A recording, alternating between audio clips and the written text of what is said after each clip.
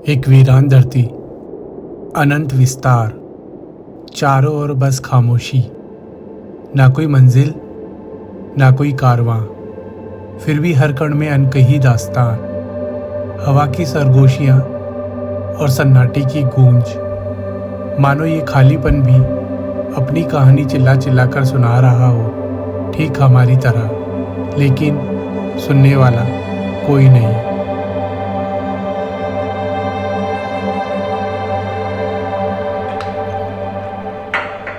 तभी रात के बज रहे 2:16 और यहाँ पे ना ट्रिप की अभी शुरुआत हुई नहीं है, लेकिन हमें एरर पहले मिलने लग गया है। तो अभी यहाँ पे बैक PSI दिखा रहा है 5.8, मतलब पीछे बस 5 ही हवा है और फ्रंट में 36। तो अभी मैंने पीछे का जरा टायर चेक करता हूँ सबसे पहले। तो अभी मैंने ना पीछे का टायर चेक किया तो हवा फुल है, क्योंकि 5 PSI होता तो ये पूरा बैठा हुआ होता। समझ नहीं आ रहा है कि कौन सा एरर किस तरीके से आ रहा है। चलो अभी थोड़ा इसको चलाते हैं, देखते हैं कि अपडेट होता है या फिर यही दिखाता रहता है।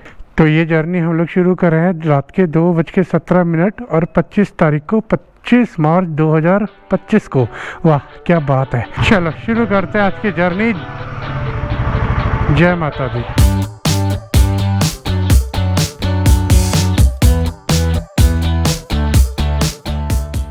तो जितना शांत आपको ये वाला चौराहा दिख रहा है ना, डे में अगर इस तरफ आना, यह है राइट साइड में छतरपुर मेट्रो स्टेशन। भैया सारी गलतफहमी आपकी दूर हो जाएगी। इतना ट्रैफिक होता है, इतना ट्रैफिक होता है, डर लगता है यहाँ से निकलने में। चलो अभी हम लोग बढ़ रहे हैं गुरुग्राम की तरफ। गुड़गांव होते हुए हम लोग बढ़ेंगे आगे की तरफ। जा कर रहे, क्या करने वाले हैं, क्या होने वाला है, अभी तक मैंने आप लोगों को बताया नहीं है, लेकिन अभी थोड़ी देर में जैसे ये सिस्टम अपडेट होता है तो उसके बाद आपको भी अपडेट करता हूँ। तो अभी वेदर थोड़ा ठंडा है, बाइक चलाने में मज़ा आ रहा है, तो थोड़ा सा इस वेदर को एंजॉय करते हैं। फिर तो उसके बाद आपको पता ही है, गर्मियाँ आ रही है तो हमारा कोयला बनना तो बनता ही है। चलो पहले फटाफट ना थोड़ा सा डिस्टेंस कवर करते हैं।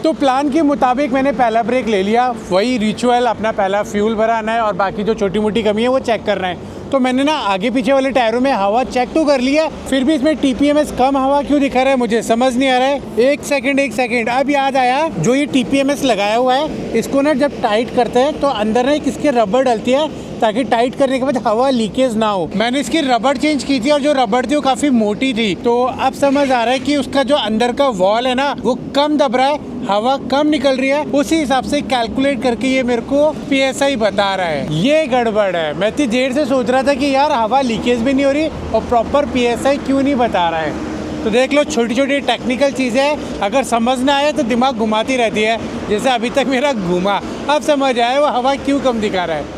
बाकी भाई साहब आगे क्या देख रहे थे आप? अच्छा आप गाड़ी देख रहे थे, सही है। तो एक काम करेंगे, इसके आगे वाली जो TPMS की जो रबड़ लगाई है उसको चेंज कर देंगे। कोई साइकिल वाली शॉप मिलेगी ना तो वहाँ पे हम लोग इसको रिपेयर कर देंगे। बहुत इजी है रिपेयर करना। बाकी बस हमें पतली ट्यूब चाहिए। अभी जो मैंने इसके अंदर लगाई हुई है वो है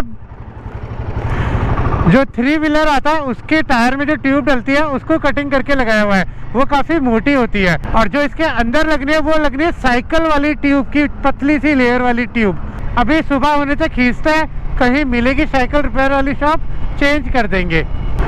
अभी ये कहाँ नीचे से आ गया, मुझे तो हाईवे पे जाना था।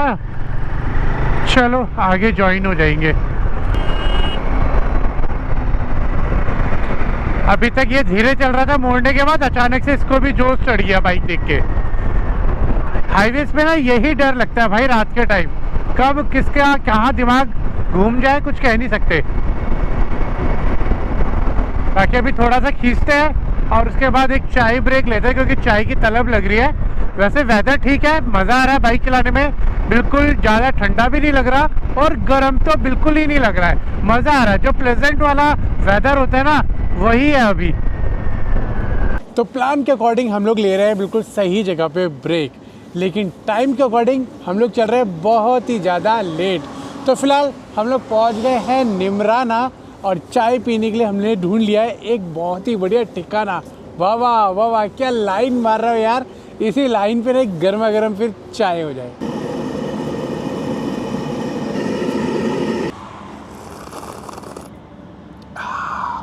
क्या चाय है,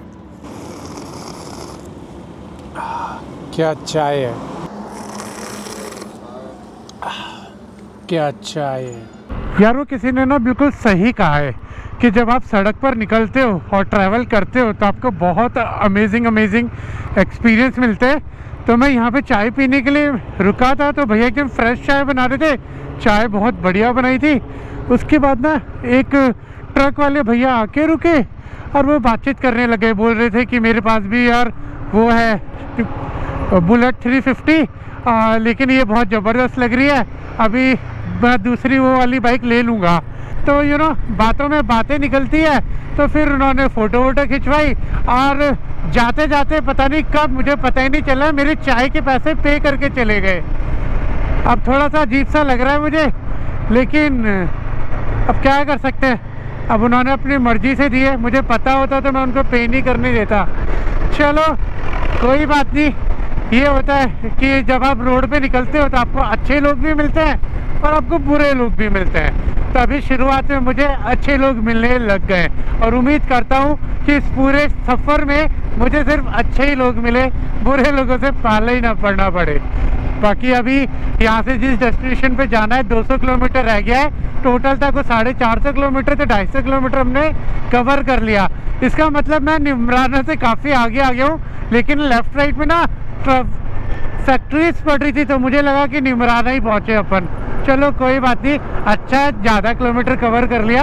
अब धीरे धीरे बढ़ते हैं और जयपुर क्रॉस करते हैं, क्योंकि सनराइज़ के बाद आपको पता है जयपुर में होगा बिल्कुल ट्रैफिक जैम। तो वो ट्रैफिक में फंसने से अच्छा है कि अपन टाइम से जयपुर क्रॉस कर ले। भाई सच में बहुत खूबसूरत नज़ारा है।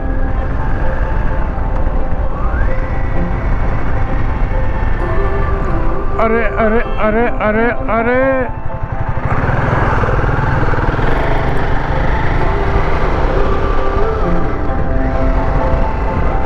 Close your eyes, get out of your skin.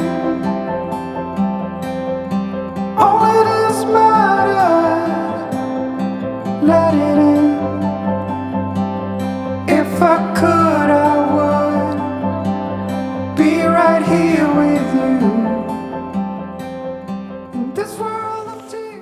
तो यहाँ पे बोर्ड के ऊपर एक सूचना लिखी हुई है कि बिना अनुमति के झील क्षेत्र में किसी भी प्रकार की photography, videography, driving, camping, parking अथवा अन्य कोई भी गतिविधि करना सख्त मना है। उल्लंघन पाए जाने पर जुर्माना लगेगा। रसीद के बिना कोई भी भुगतान ना करे। वेडिंग शूट 5,000 रुपये, एल्बम शूट 35,000 रुपये, विज्ञापन शूट 21,000 रुपये से 65,000 रुपये, feature film web series shoot 65,000 रुपये, कैंपिंग 2,500 रुपये। देख रहे हो, सांबर झील में किसी भी प्रकार की प्लास्टिक खाने की वस्तुएं, अन्य गंदगी फैलाना दंडनीय अपराध है। तो अगर आपको याद हो तो आज से 4-5 साल पहले हम लोग यहाँ आए थे और हमने यहाँ पे आके कैंपिंग की थी और रात को आ गया था सांप, जो यही कहीं उसका घर है निकल के।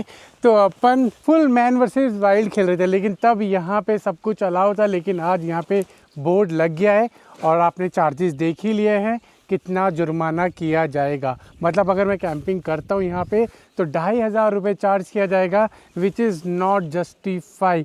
क्यों यार, क्यों होता है ऐसा, मेरे को एक चीज़ समझ नहीं आती है। आप यहाँ पे देख लो, पूरा ओपन एरिया पड़ा हुआ है, पूरा ओपन एरिया। क्या जा रहा है, अगर कोई यहाँ पे एक रात को टेंट लगा के रुक जाएगा और फिर अगले दिन निकल जाएगा, क्या जा रहा है, कुछ जा रहा है। पर वही है ना कि कुछ लोगों की वजह से काफ़ी लोगों के लिए रिस्ट्रिक्शंस लग जाते हैं। तो शायद ऐसी कोई एक्टिविटी हुई होगी यहाँ पे जिसकी वजह से ये सब कुछ लिख गया है। अब मेरा यहाँ आना हो गया प्लान चौपट, क्योंकि यहाँ पे अगर मैं कैंपिंग करता तो 2,500 रुपये तो है ही। फिर आपको पता है अपन व्लॉगर है, वीडियो शूट करेंगे तो उसका जुर्माना अलग। तो पता नहीं भैया कौन कहाँ कैसे अपने को लपेटे में ले ले, फिर दिक्कत होगी। पता नहीं आए ना आए, अगर कोई आ गया तो फिर तो आपको पता है क्या सीन होगा, नहीं आया तो दिमाग में घूमता रहेगा। वो जो रिलैक्स करके कैंपिंग होगी ना, और रात को वो भाई साहब कोबरा साहब भाई साहब आने का वेट रहेगा, वो सब फिर निकल जाएगा दिमाग से। तो भैया अगर कोई भी सांभर झील आ रहा है कैंपिंग करने के लिए तो पहले परमिशन ले लेना, पर्ची कटा लेना, तभी आके करना।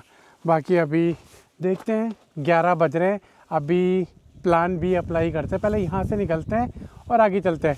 फ़िलहाल बता दूँ, मैं हूँ यहाँ पे, एक टेंपल है श्री माँ सकम्बरी अटल छत्र दरबार, मतलब सकम्बरी माता का टेंपल है। ऊपर स्टेयर चढ़ के जाते हैं, ऊपर से बहुत अच्छा व्यू दिखता है, यहाँ पे दर्शन भी होते हैं। तो अभी की यहाँ की स्टोरी जो है मैं आपको नेक्स्ट टाइम कवर करूँगा, क्योंकि बहुत सारा सामान है, नीचे छोड़ के जा नहीं सकता हूँ। और मेरे पास एग रखे हैं, तो वो मंदिर तो जो वो मंदिर की रेखा है उसके अंदर ले जाना आपको पता है वो गलत होगा, तो इसीलिए मैं बाहर से ही वापस जा रहा हूँ। अगली बार जब आऊँगा माता सकम्बरी से अरदास करता हूँ कि अगली बार मैं फैमिली के साथ आऊँ। बाकी अभी गर्मी बहुत तेज़ हो रही है, धूप बहुत तेज़ लग रही है, फटाफट बाइक पे बैठते हैं। तो जब मैं पहले आया तो यहाँ पे कुछ भी डेवलपमेंट नहीं था, अब तो बहुत कुछ डेवलप हो गया है। यहाँ पे देखो, ये भी एक धर्मशाला बन गई है, अभी बंद है। और रोड भी बहुत अच्छा बन गया है। जब पिछली बार आए थे तो बहुत ज़्यादा गड्ढे ही गड्ढे थे, लेकिन अभी एकदम स्मूथ रोड बन गया है। बस बीच में एक छोटा सा गांव पड़ेगा, वहीं पे थोड़ी सी ऑफ रोड है, अदरवाइज गांव निकलते ही बिल्कुल चकाचक रोड है, एकदम हाईवे टाइप का। अब यहाँ आना तो हमारा हो गया भैया बेकार। अब क्या कर सकते हैं, अब इधर उधर तो कहीं लगा नहीं सकते, क्योंकि भैया रात में तो यहाँ पता नहीं कितने सांप निकलेंगे। और सांप तो आपको पता है एक ऐसी चीज़ है कि चुपके से आएगा और काट लिया तो बस लेने के देने पड़ गए, आप कुछ नहीं कर सकते। जितनी जल्दी एक्टिविटी करोगे उतनी जल्दी जहर आपके शरीर में फैलेगा। तो भैया वो एक्टिविटी करने से अच्छा है अपन यहाँ से निकलते हैं, आगे बढ़ते हैं, और प्लान बी जो है वहाँ पहुँचते हैं। वो लगभग यहाँ से है 150 किलोमीटर। तो अभी 11 बज रहे हैं, देखते हैं कब तक पहुँचते हैं अपन, और आज का प्लान चौपट होता है या फिर अपन सक्सेसफुली कर पाते हैं। उप्स यार, अब होगी डबल मेहनत। मैंने तो सोचा था यहाँ के आराम से रिलैक्स करूँगा, चिल करूँगा और कुछ कुक करूँगा, वो सब रह गया। चलो, पार्ट ऑफ जर्नी। अब ये माउंटेन्स तो है नहीं कि कहीं भी लगा लो, यहाँ नहीं तो आगे, आगे नहीं तो उससे आगे। अब भैया सिटी टाइप है, तो यहाँ तो सोच समझ कर ही कैंपिंग करनी पड़ेगी।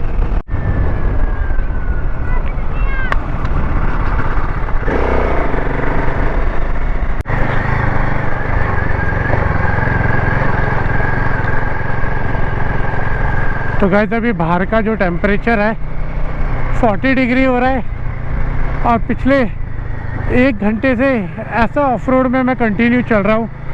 हालत डाउन हो चुकी है इस टाइम पे मेरी, वो तो आपको मेरी आवाज़ से ही पता लग रहा होगा।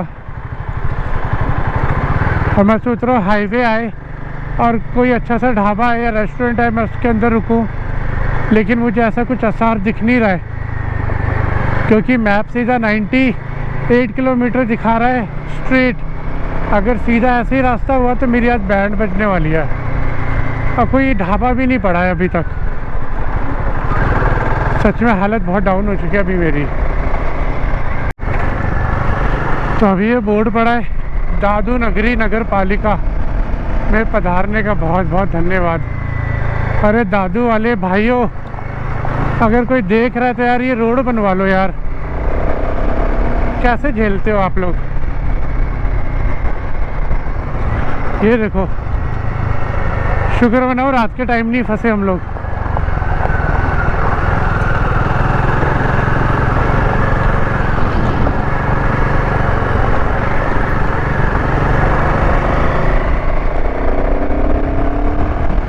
टेम्परेचर देख लो कितना दिख रहा है, 39 डिग्री। और अभी अपनी बाइक ना शेड के नीचे खड़ी है, तब जाके 39 डिग्री दिखा रहा है।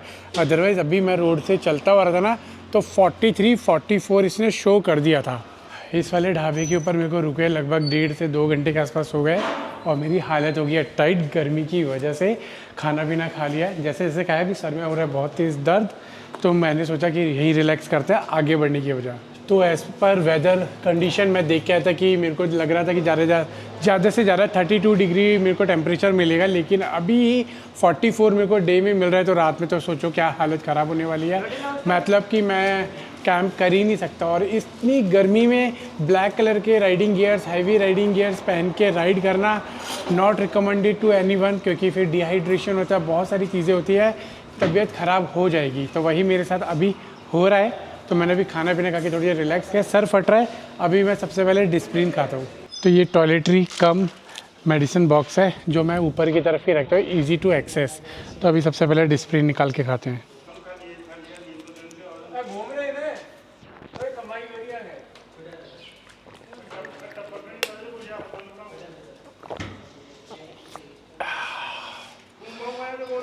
सोचा क्या था, हो क्या रहा है, हिम्मत नहीं हो रही है बिल्कुल भी है, ना आगे बढ़ने की ना पीछे जाने की, कहीं भी जाने की मन कर रहा है बस एसी रूम मिले और मैं सो जाऊं थोड़ी देर के लिए। हिम्मत नहीं हो रही है गर्मी के अंदर बाहर वापस जाने की, क्योंकि लू चल रही है बाहर बहुत बुरी वाली। हाँ भैया, हालत ख़राब हो गई है। मैं आपको काफ़ी एनर्जेटिक वे में बात कर रहा हूँ, लेकिन मेरी सच में तबीयत टाइट हो रखी है। तो अभी भैया यहाँ से बैक कर रहे हैं, और मैं ये वाला जो प्लान है, ये जो मैं घूमने के लिए निकला था 25 डेज़ के लिए, इसको मैं पोस्टपोन कर रहा हूँ। तो अपन अब इस वाले ट्रिप को करेंगे मॉनसून के अंदर, ताकि थोड़ा सा टेम्परेचर डाउन हो सके। अदरवाइज़ इतनी गर्मी में अपन से नहीं हो पाएगा, और मैं किसी को रिकमेंड भी नहीं करूँगा कि आप लोग इतनी गर्मी में कोई भी ट्रिप करो।